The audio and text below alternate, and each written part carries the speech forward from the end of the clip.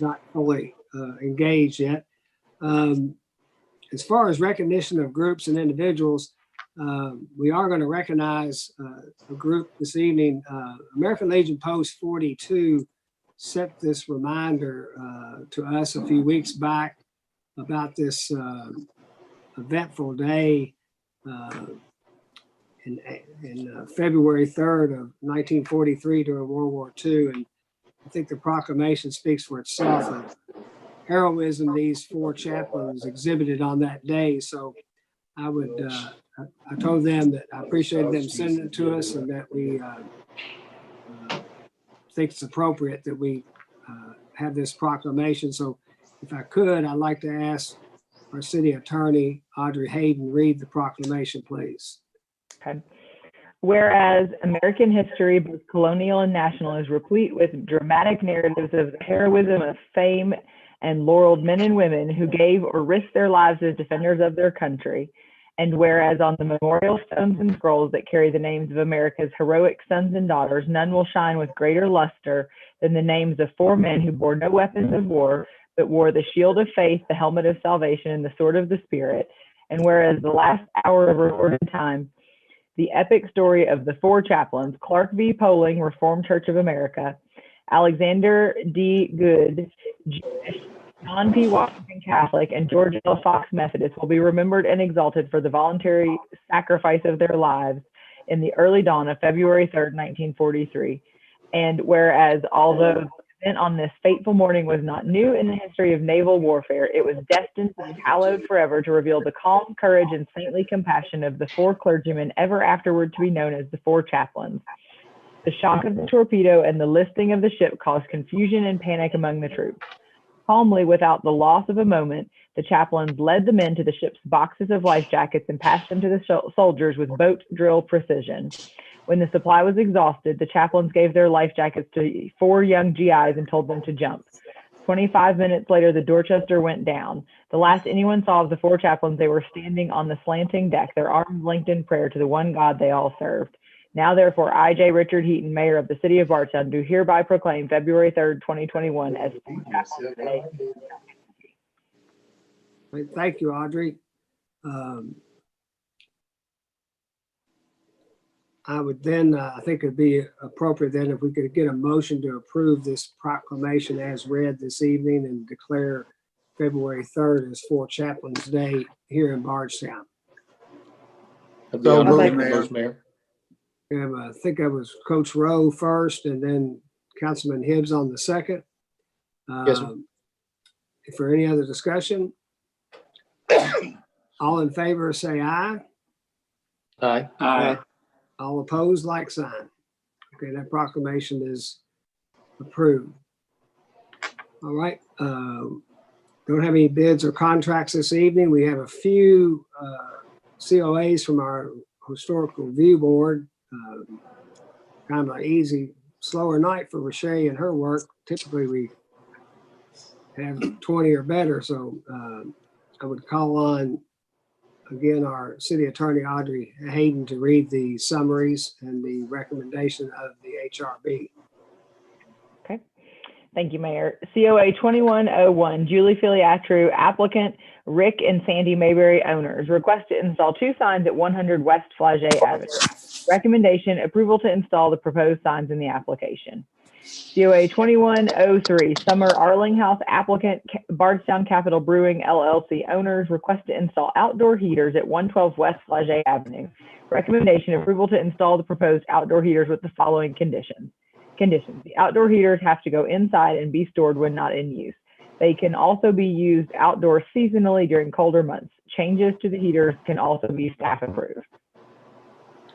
Okay, and I think Councilman Dones, you probably need to recuse on COA 21-03. Yes, sir. The last one. All right. We'll take the first one then. I need a motion to approve COA 21-01.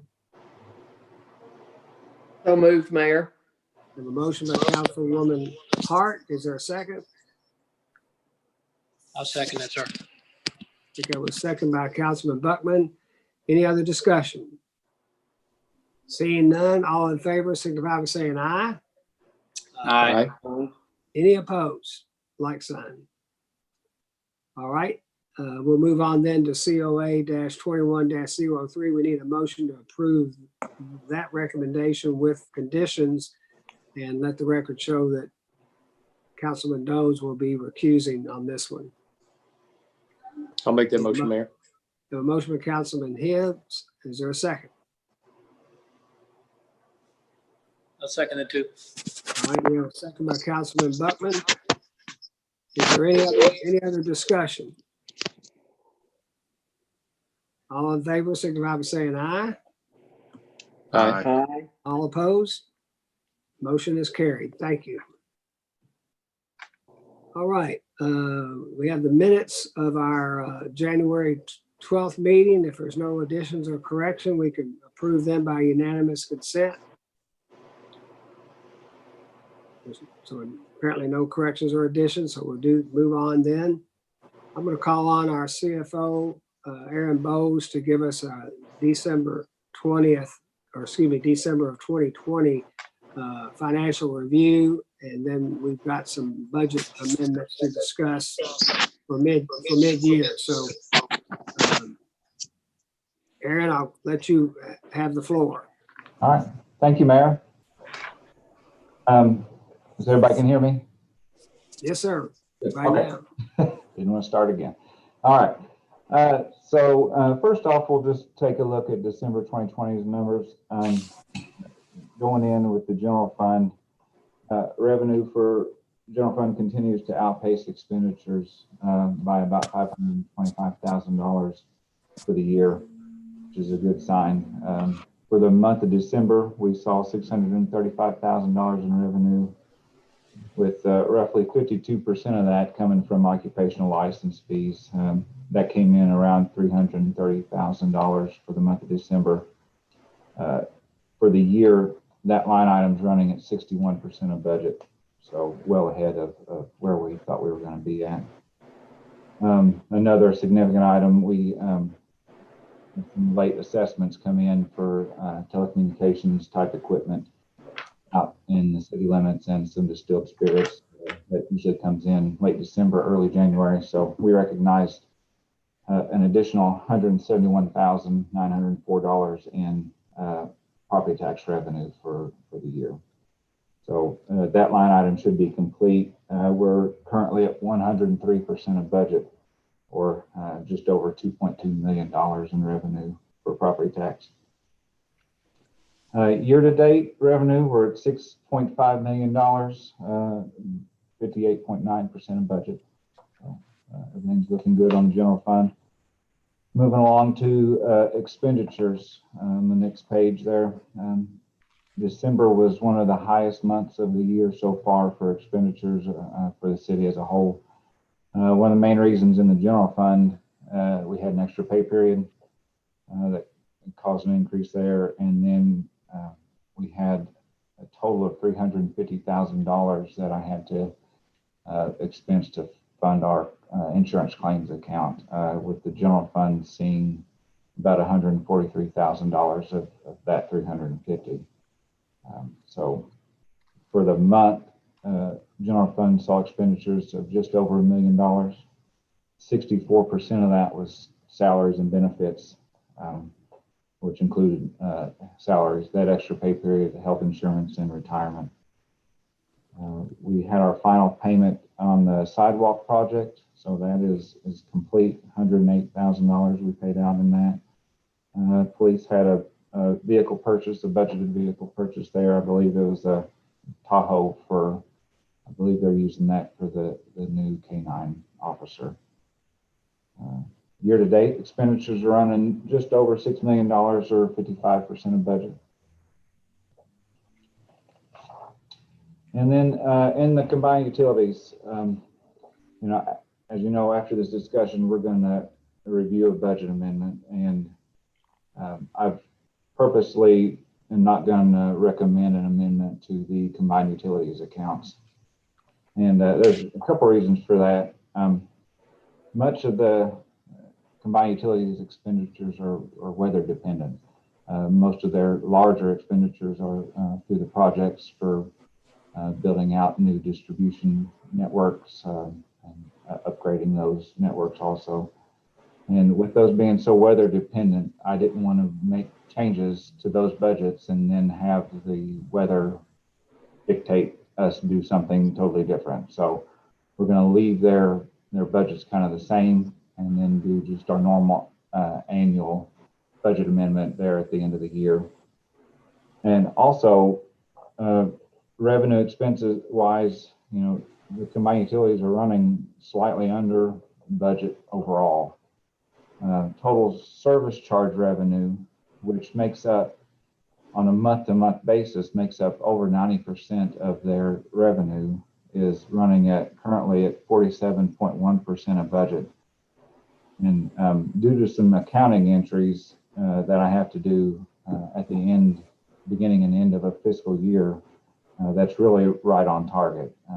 If I adjust the revenue lines for those accounting entries, we would really be running closer to 51% of budget.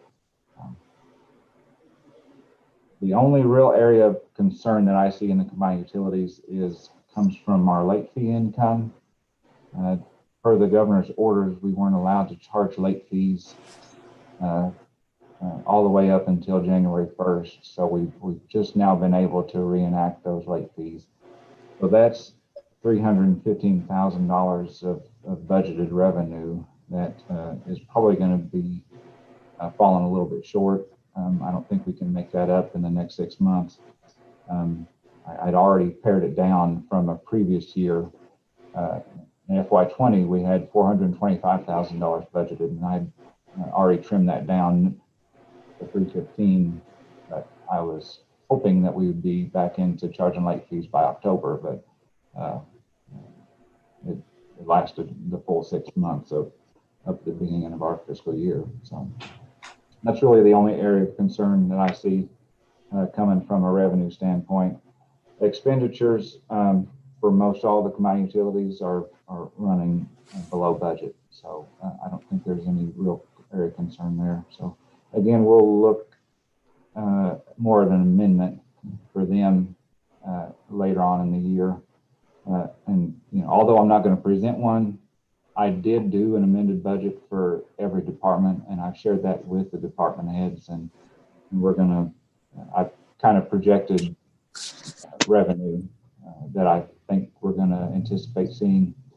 So they're kind of aware of that. And then we're going to sit down one-on-one and kind of go through their budgets, just looking at some expense line items, maybe that could become a problem later in the year. For the month, combined utilities, we had revenue come in at $3.1 million. 92% of that, or $2.9 million, was all service charge revenue. No real other significant amounts of revenue. I noted that water tower lease, we received $20,980 for a lease payment from T-Mobile. That they were on a water tower. Now they're kind of on our property, but we've gone through a contract extension with them as they are trying to complete their new tower that they're building kind of out back behind that property. So they got current on their lease revenue. Over on expenditure side for combined utilities, just like the general fund, December was a pretty heavy month with expenditures. Again, we had an extra pay period. The health insurance, we funded that $350,000, which combined utilities saw $205,000 of increased expense there in health insurance. And then we had increased construction activity through all the departments. Water and sewer was about normal, about $400,000 between those two, but electric and cable came in and had just over $500,000 in construction costs associated with some of their projects that they had going on. For the month, we had right around $4.7 million of expenditures come out of the combined utilities. Salaries and benefits were $920,000. We had a new garbage truck we purchased, $155,000. That was a budgeted item. And then cable affiliate fees, you'll see, takes up a pretty big chunk there of that pie. It's higher than normal just due to an invoice timing. Last month we were pretty low. I think we received an invoice late, and we paid basically 2 months in 1 month on those affiliate fees. Year-to-date expenditures are just under $21 million and running about 43% of budget. Moving on to cash. With the increased expenses, obviously our cash balance is going to go down. So we had a reduction of cash by about $1.2 million. We're still sitting on $14.7 million in cash. And an additional $7.6 million that's in CD investments. And just to put a bug in your ear, I'm going to start researching. 14.7 million is quite a bit of cash to be sitting on. That's not really earning much. We had some investments mature last year. I used some of it to pay off that 10-year bond that we had. The rest of it's just sitting in our cash balance. So I'm going to look at investment options, either purchasing some more CDs, moving that out into a CD, moving it into some U.S. Treasuries with the bank, and possibly even looking at our current KIA loans.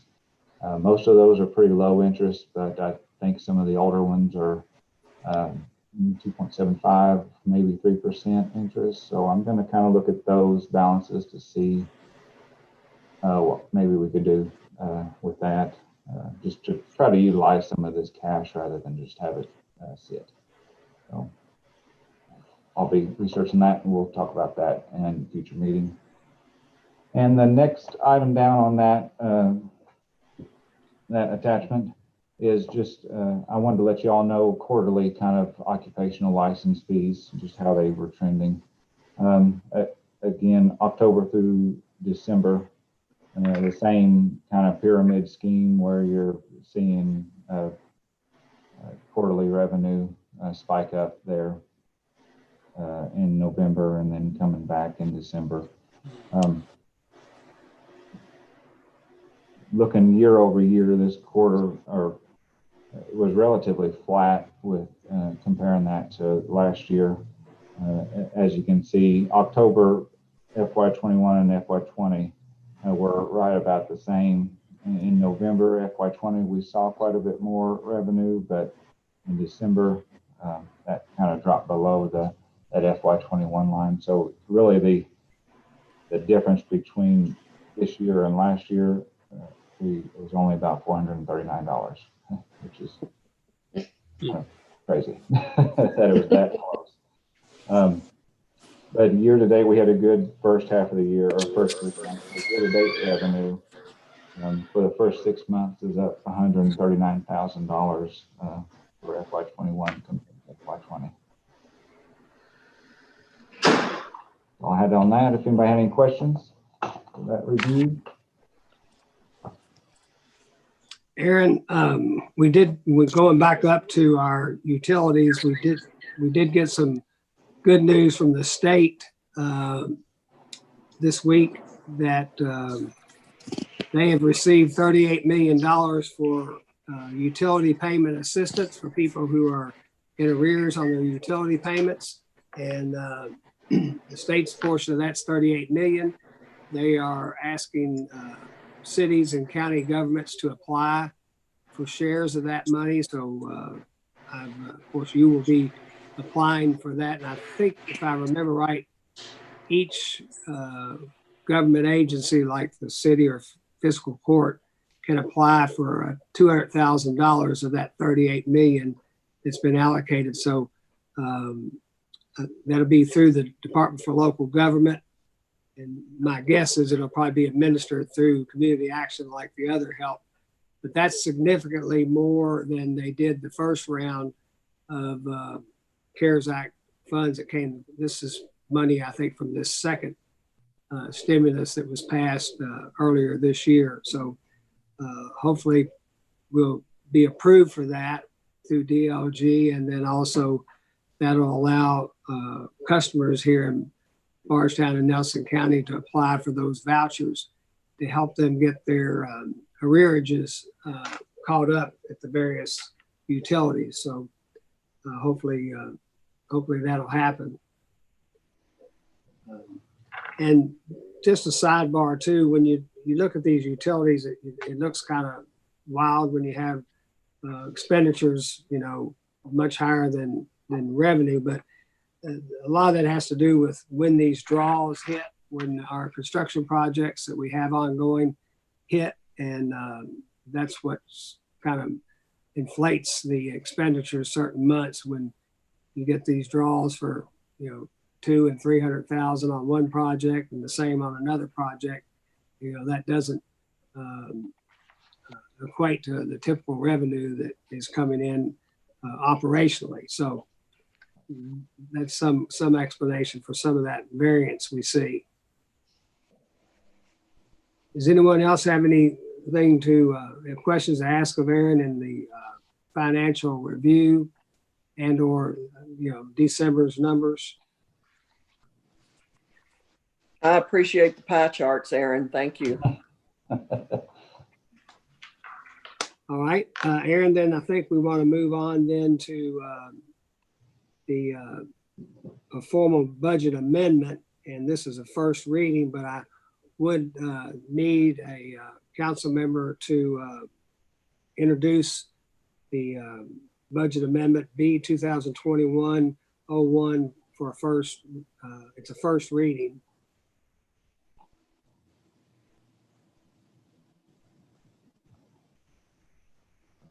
Mayor, I'd be happy to do that. All right. If you'd allow me to introduce the City of Bardstown's Finance Department, the mid-year budget amendment for fiscal year 21. That would be B 2021-01 budget amendment. Right. And since it's a first reading, Audrey, I don't know that we need to formally read this evening, or do Well, we do have to read it, but we can read the summary. Right. Okay.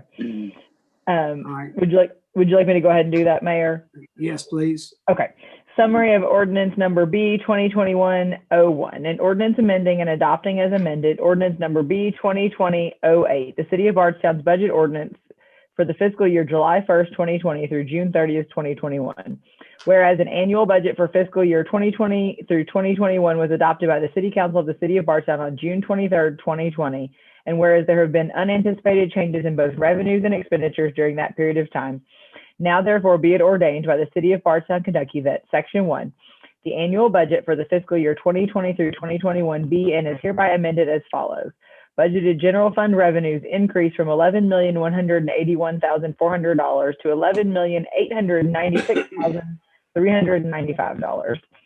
Budgeted general fund expenditures increase from $10,943,380 to $11,475,745. Section 2, the annual budget is hereby attached hereto, reflecting the above referenced amendments to the general fund, revenues and expenditures that comprise the fiscal year 2020 through 2021 budget for the City of Bardstown, as set forth on the table in the summary. Section 3, all ordinances or parts of ordinances in conflict are hereby repealed to the extent of that conflict. This ordinance shall be in full force and effect following publication as required by law. The summary was certified by me, Audrey Hayden, City Attorney. All right. Thank you, Audrey. It's first reading, so we won't take any formal action on it. And we'll be taking this up for a second reading at our next meeting to do this amendment. All right. Did you want me to run through any of that, any of the detail of that? I had a whole You could, spiel if you like. I planned. mean, you sort of covered it, but it might be. I didn't know if you wanted to detail out anything or. That'd be Aaron, fine. the only thing that I would want to clarify, did I hear incorrectly that you were not recommending the amendment, or that you were recommending the I'm amendment? not recommending doing an amendment for the combined utilities, Okay, the combined utilities. Yeah. I'm sorry. Thank you. just the general fund. Okay, thank you. Go ahead, Aaron, if you'd like to speak to this in general, since this is more concise than what you covered in the earlier overview. Okay, in that attachment, just the FY21 mid-year budget amendment, I've got several pages there detailing out what's involved and what is being changed with this amendment. So again, going into this budget, not only was it my first budget, but it was also just heavily dictated by the COVID pandemic and the unknowns with that. We trimmed revenue in anticipation of reduced taxes and tightened up expenditures to kind of offset those reductions. But now that we're halfway through the year, we're seeing that we're faring a little bit better than what we were anticipating. Occupational tax revenues up, property tax revenues up. And in addition, we have unbudgeted CARES money that's been coming in that we're able to allocate now. And that's been used to help, again, unbudgeted grant programs that I didn't put in the initial budget because I didn't know how many we were going to have and how much each one was going to cost us. So for this amendment, total revenues increasing $714,995. Expenses are increasing $532,365. So that's giving us a net revenue increase in the general fund of $182,630 to $420,650. All but three of our general fund departments in this amendment were kind of a net zero change, meaning I was able to increase or decrease revenue and offset with the same amount of increase or decrease in expenses. So overall, the budget didn't change. We're just kind of reallocating funds, basically. The three departments that did have an observed net change all increased in net revenue. And in the attachment, as you keep scrolling down there, I've detailed out each line item for each department that was changed and kind of given a brief note on why that change was made. So if you wanted me to run through each department, I can kind of pick out the highlights and so you bring them up, or if you guys are comfortable and don't have any questions, then we can move on.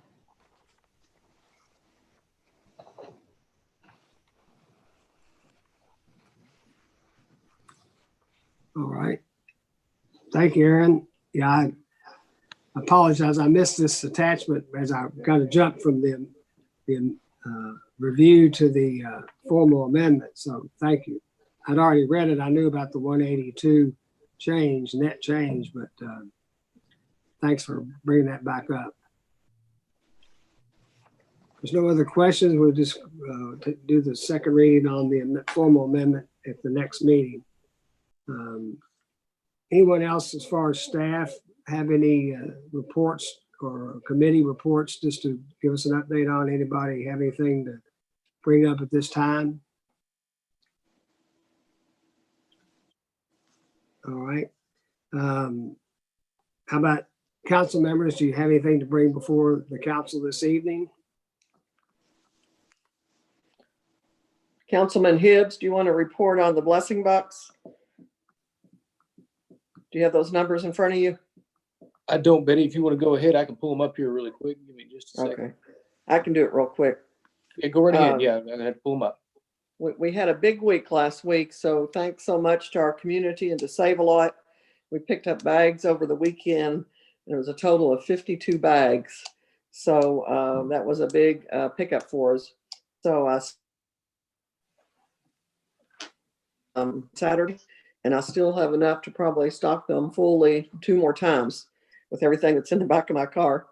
And also there is a student at Bethlehem High School that has taken on the blessing boxes as a project.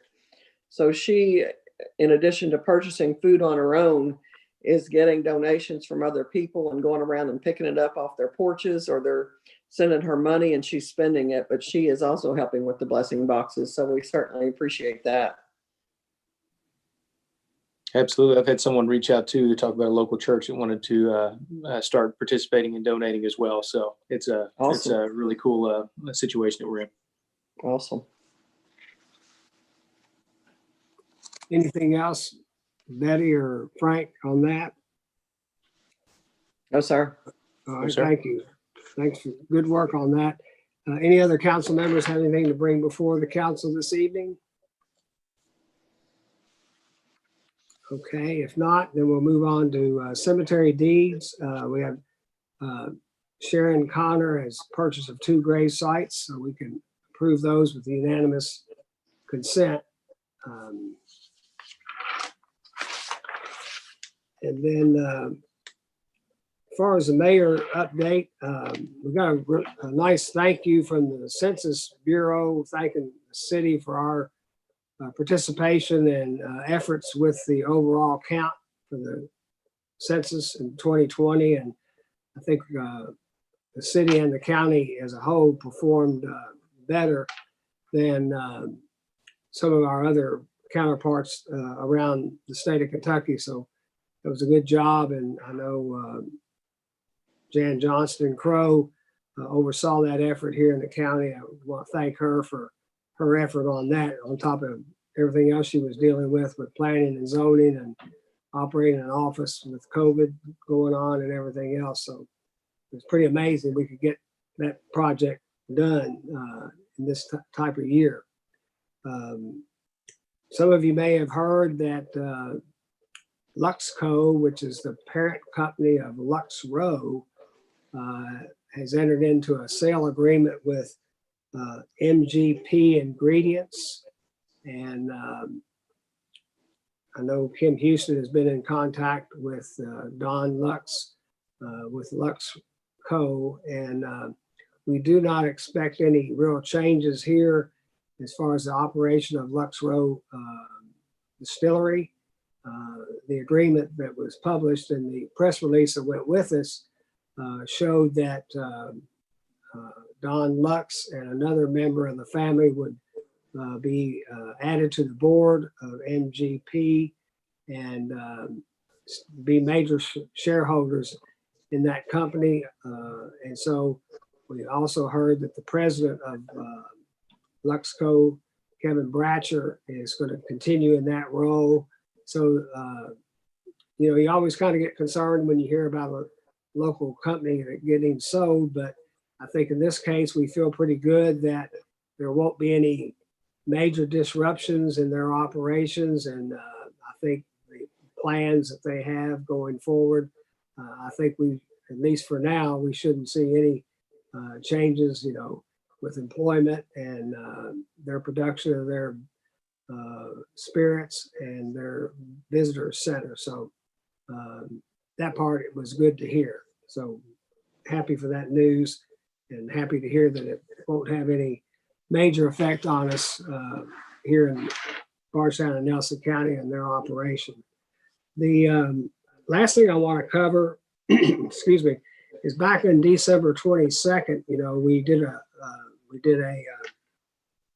kind of a year-end update on accomplishments that had happened over the previous 2 years of that administration and so forth. And going forward, I asked the council members as well as our staff to prioritize and to name projects and goals that they think are significant.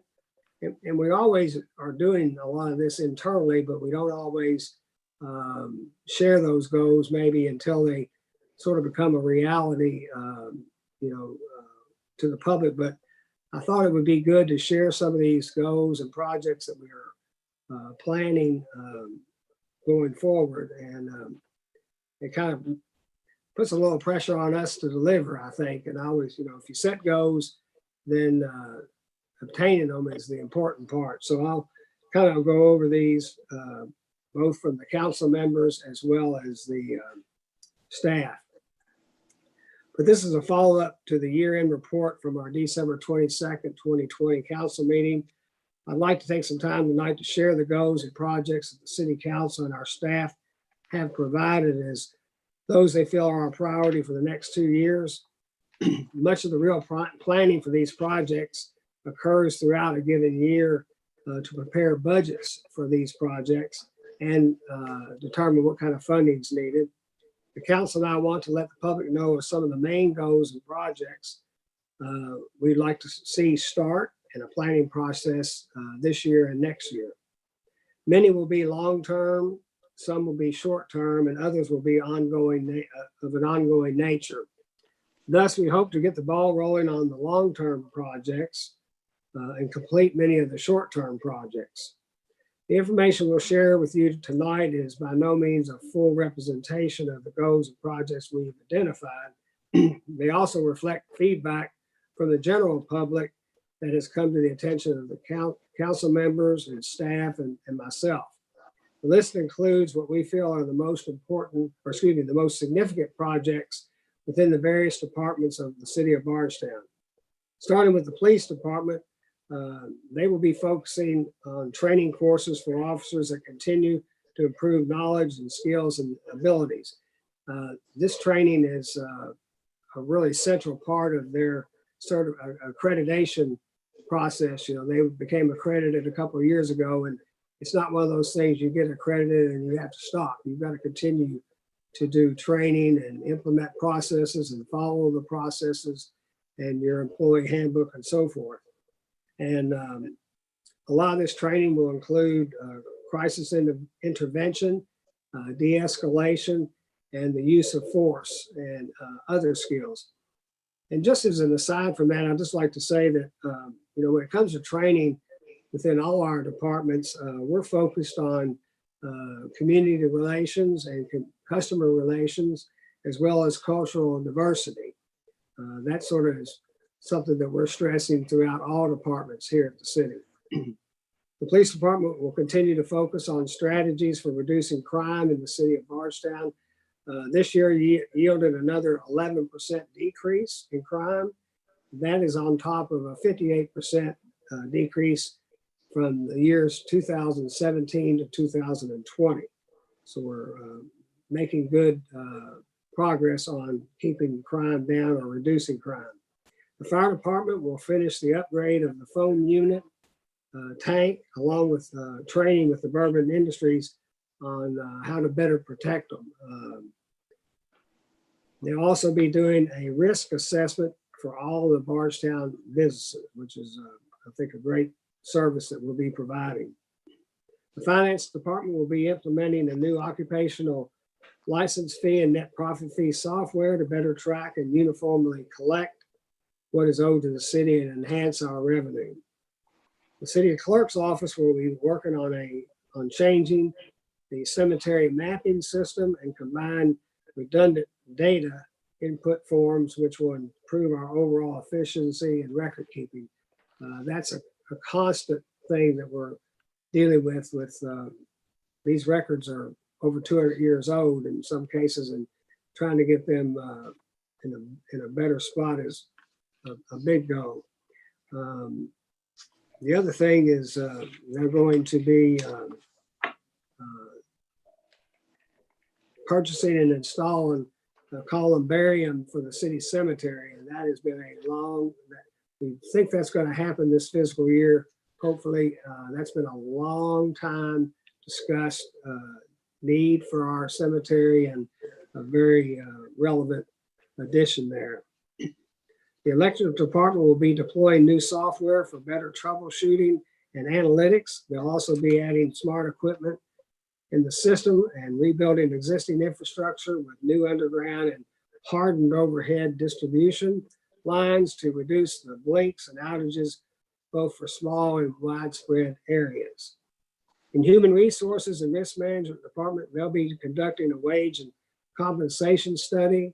We need to update that periodically to make sure we're in line with what other municipalities are paying and trying to be competitive in the marketplace. As many of us are dealing with shortages in some departments, and we're competing with the private sector as well in that. They'll also be start planning for possible renovation at City Hall. There's a need for this to better support our growing customer base and for infrastructure planning and for our service area. There hasn't been a major renovation here at City Hall for over 20 years. We've done some internal stuff, everything from turning storage rooms into offices and converting offices into bunk space in the fire department. You know, it's not much you can really see there, but but there also includes space for adequate staffing for our city operations, and because our current space is just not sufficient for some of the recent and future growth that we're dealing with. You know, our staff is growing because our services are growing, and we need proper space for the staff to work within to do their job properly. And the engineering department will continue to upgrade utility infrastructure. You know, that's almost a constant with utilities and engineering.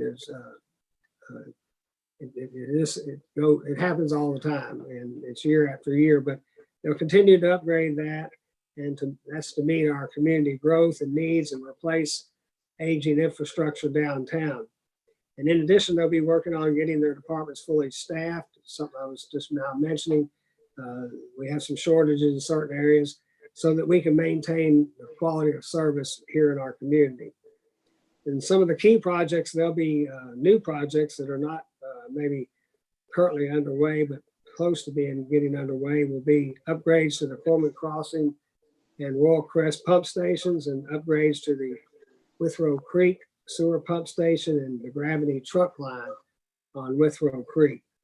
And they'll also be working on the Highway 150 water line loop from Leslie Ballard Road to Poplar Flat. That's been a long time needed project, and we're happy that we've got it planned and budgeted here to be started this year. Some future projects for the streets include more extension of the sidewalk from John Rowan now down Chambers Boulevard, and we plan some more lighting and drainage improvements in other sections of our city. The cable and internet department is in the process of remodeling part of the old fire department to house the new head-in for our cable and internet. When half of the staff moved from this fire department out to the new Station 1, that gave us some space that we could add new space for the head-in equipment. And the new facility will include new power and cooling and redundancy to ensure continued operation of the city's video and data services for many years to come. We have plans for continued expansion and upgrades for our cable and internet service area. And as we transition to more fiber technology from coaxial, that requires this increase in space for our head-in, as we need more equipment to deal with the fiber technology that is being added. Recreation department is going to start gathering information and ideas from other facilities around the state for a multi-purpose facility. We'll work to assess the needs for our community and include them in the planning. This will open many doors for recreational opportunities in our community, as well as bring in additional tourism. This has been a long discussed project, a need in our community. I went back and looked through my records, and I found where we first started on this. You might not be able to see this too well, but it was 2004. The YMCA did a study here on the feasibility of a YMCA type facility. Then that was followed up in 2007. My first year in office, we did a study of for sales, and Shelbyville and Georgetown, and a new facility at the University of Kentucky. That kind of got sidetracked. If you remember, 2008 was the start of the economy tanking. In 2009, it formally was tanked. And then 2010, I was dealing with cancer, and the economy really was just kind of getting back on its feet. So kind of put that on the shelf. And then 2013, Fiscal Court did a feasibility study. And so it's been studied plenty. It's been talked about plenty.